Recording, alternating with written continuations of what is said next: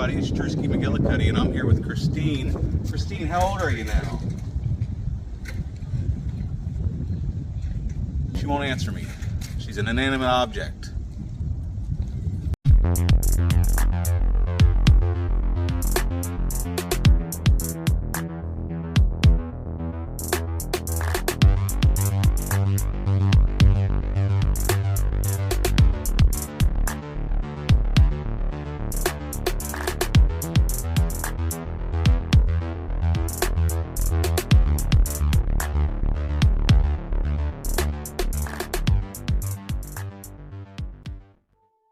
Hey everybody, it's Drewski McGillicuddy, and I got to check out the 40th anniversary of John Carpenter's Halloween.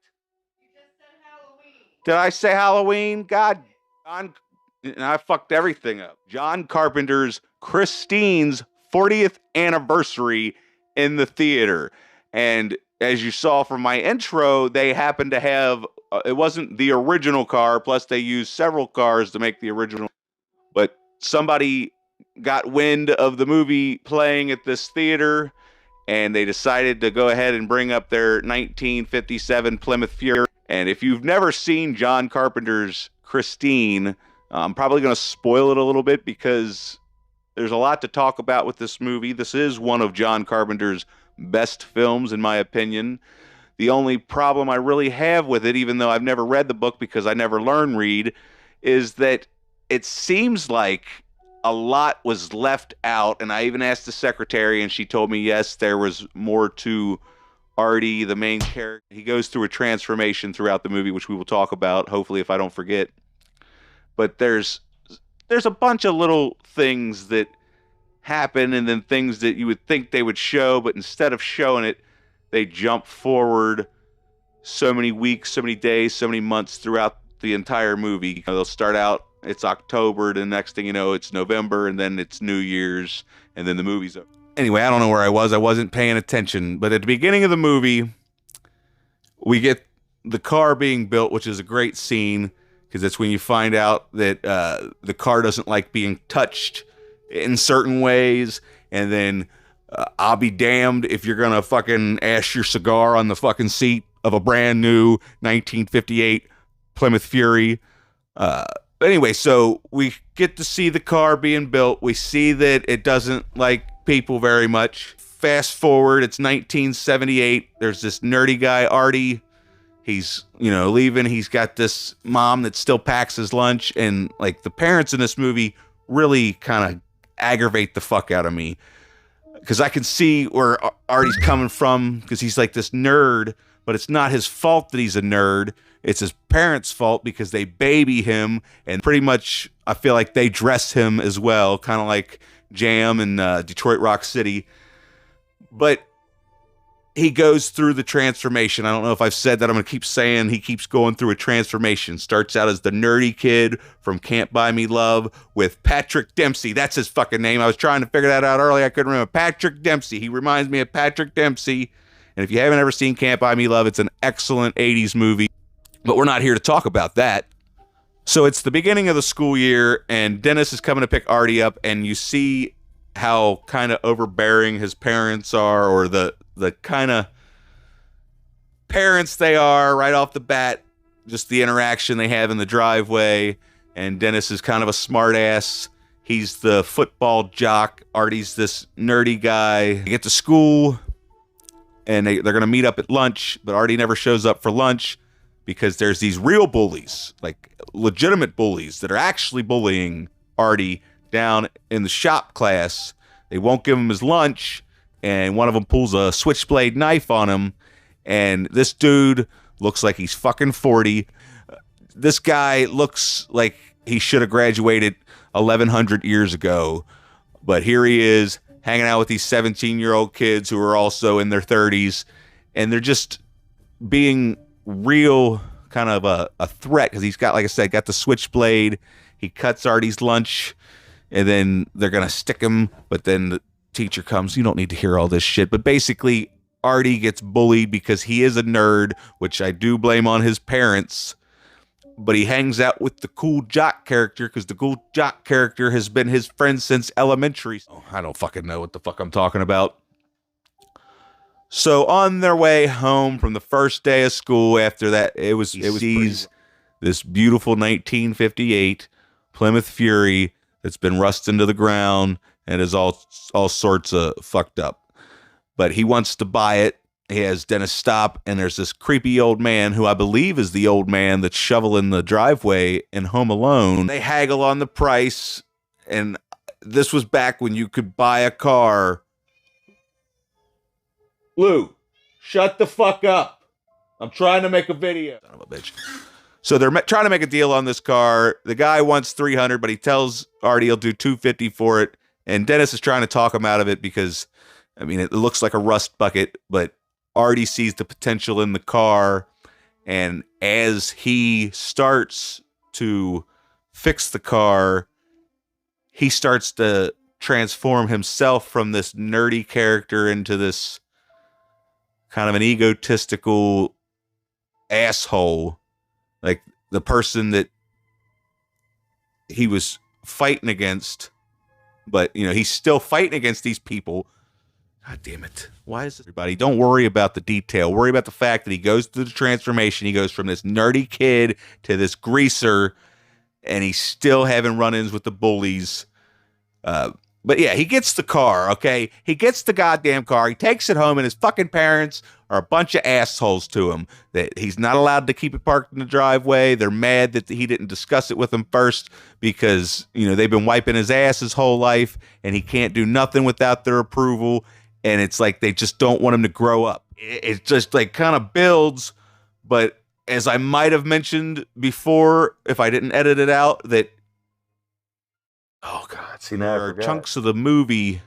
Well, it just feels like there's missing pieces to the puzzle that is this movie because it is based on a Stephen King book, and you know there was way more to the book than there is to the movie, so they kind of gloss over certain things. But I feel like there was a way they could have connected everything and shown you the actual gradual, because it's like almost like he gets the car, and then once he fixes it up, he's already got the girl that everybody's after because there's a new girl in school. Other guys that hang out with Artie are making bets on who can get her to go out with him first, and they keep trying and failing. But then one day, there they are at the football game. Artie shows up with Lee, and they're making out with tongues in front of everybody. And it's like, where the fuck did this come from? Because Dennis asks her, hey, would you like to go out after the football game? And she says, no, I have a date. But it felt like the day before, here Artie was, this big nerd. And then now all of a sudden, like it just felt like it flashed by too fast. But that's really my only gripe with this movie.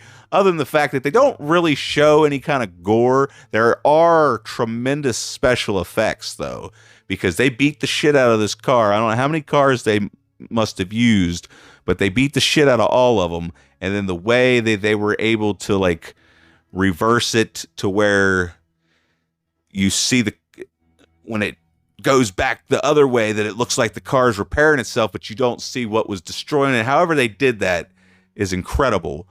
And then the scenes where the bullies are getting their revenge, because the bullies, you know, they mess with him at lunchtime, and then they keep seeing his car around. They figure out that he's keeping it at this old garage because he's not allowed to keep it in his driveway. So he makes a deal with the owner of the garage that, hey, I'll sweep up some shit around. You let me salvage some parts out of your junk pile.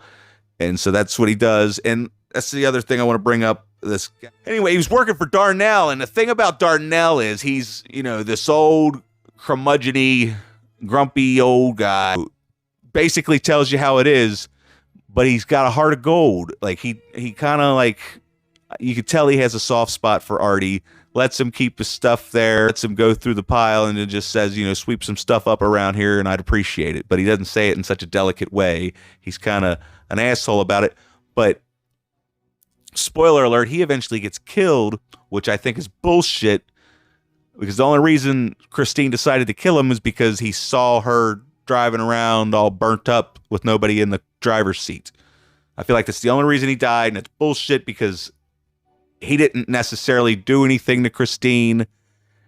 And like she even tries to kill Lee while they're at the drive-in, and Lee didn't do anything other than the fact that Artie's got affection for her too, and Christine wants all the affection because the previous owner, it was the same thing. It drove his wife crazy because that's all he cared about was this car. You know, the car doesn't like anybody that's not the person that it fell in love with, because it also communicates through the radio, which I thought was really cool. Like certain songs come on and it's either a warning or just Christine telling Artie, hey, I love you. Here's a love song from, I thought that was beautiful. But anyway, so like I said, the transformation happens. Then the bullies come along and they find out that Artie's keeping his car at this shop. So they go in and they bust it up with sledgehammers and take a shit on the dashboard, which is completely uncalled for. So this asshole that deserved to die, bigger than shit, just as much as the asshole that pulled the knife on Artie, he gets it real good, but we don't really get to see it because they said that they had to scrape his legs up with a shovel. And then Artie said, well, isn't that the best way to scoop shit up is with a shovel or something like that? I don't know. I wasn't paying attention. They could have like showed me more than just, I don't know if I have the clip playing, but there's no gore in this movie. Like there's a scene where she finally kills Buddy, and it's fucking awesome because she destroys his car at this gas station, auto body shop, just smashes the shit out of it, and then the whole place catches on fire and explodes, and Christine just comes out all engulfed in flames and goes chasing Buddy down the street, and then you don't see him actually get hit, but you see him roll out from under the car on fire, which it was kind of cool, but like just I feel like there was so much more they could have did with that, especially since they had the technology to drive a car around on fire. I just feel like they could have gave us just a little bit better of an angle. Just give me some more blood and guts and stuff. But aside from that, you know, I can't really complain too much. It's also a great movie to show for the kids this Halloween season because it is, like I said, the 40th anniversary. So that'll probably be, I mean, you can celebrate a movie anniversary all the way up until December probably, like, because then it'll be a new year and then it'll be 41 years old. Wait, don't worry about that. Worry about the fact that by now, at this point in, even though I'm pretty sure Artie's not always driving, I don't think he was the one driving when he ran down Buddy, because then it goes back to the shop and that's when Daryl sees it and there's nobody in the car. So sometimes it's hard to tell, is he in there or is he not? Because then later on in the movie, you're thinking that he's not in there, but then he is in there. But this is after he has gone obviously fucking nuts because it starts being more distant and cold to Lee. And then she goes to Dennis talking about, I'm worried about Artie. Dennis is his best friend. And like Artie goes to see Dennis in the hospital after he gets hurt after that football game. But it's like he doesn't go to see him as much as he would have had it not been for Christine, because Christine is coming between Artie and his entire life, because his entire life becomes Christine. And that's the horror of the movie, I guess, other than the fact that there's an inanimate car driving around killing people and then it can reconstruct itself from nothing because the bullies destroy the car, but then the very next day it's brand new again. That Artie goes full-blown psycho pretty much, and there's no coming back after a certain point. You know, they try to save him, but in the end, Christine ends up killing him because she sends him flying through the windshield and she stabs him right in the heart with a piece of broken glass. And I mean, that just tears it, doesn't it? You know, they were so much in love, and then the bitch had to kill him. So then they proceed to run Christine over with the bulldozer, and they flatten her to a little cube. And then I feel like it was setting up for a sequel, because even though they hear the radio playing a classic song, it ends up being somebody else in the background walking by with a boombox. But right there at the end, it gives you just a little wiggle to let you know that the bitch will be back. And that's Christine from John Carpenter, everybody. I gotta tell you, this group I'm in kind of ruined Halloween and Michael Myers for me, even though I wasn't always the biggest Halloween fan, but I do appreciate it because it gave birth sort of to the slasher genre. But there is no denying that John Carpenter is the master of horror. As much as I love George Romero, as much as I love Wes Craven, as much as I love John Landis and everybody else, Tobe Hooper, you know, they're all great. But how many consecutively masterpieces have they made? I mean, John Carpenter is the Martin Scorsese of horror movies. That's Christine. I fucking love this movie. I feel like I didn't watch it or appreciate it enough when I was younger. I do have this fancy steelbook up here. This is my fancy Christine steelbook. I love it. But yeah, what an amazing feat of special effects this movie was. If I were to rate it, I'd have to give it a 9 out of 10 just because some things about it bother me. Like, I feel like there's a little bit longer version out there somewhere that we never got because some kind of studio executive asshole with a fucking suit and tie on told John Carpenter, oh, this movie's too long, you gotta cut a bunch of shit out even though it's based on a fucking novel. But anyway, that's neither here nor there. I digress. What are your thoughts on this movie? Please let me know down in the comments section below. I'm going to try to start making more consistent quality content. Hopefully this is quality. I don't know. I can't tell. I don't know what's going on. Anyway, I'm trying to get back at this, everybody, so bear with me. I got a lot of movies that I need to talk about because I can't just have them sitting here collecting dust. Plus, they're playing a lot of classics at the theater. But anyway, I've rambled on for far too long. So please, if you haven't and you're new here, like, share, subscribe, click these fucking buttons, and get the fuck out.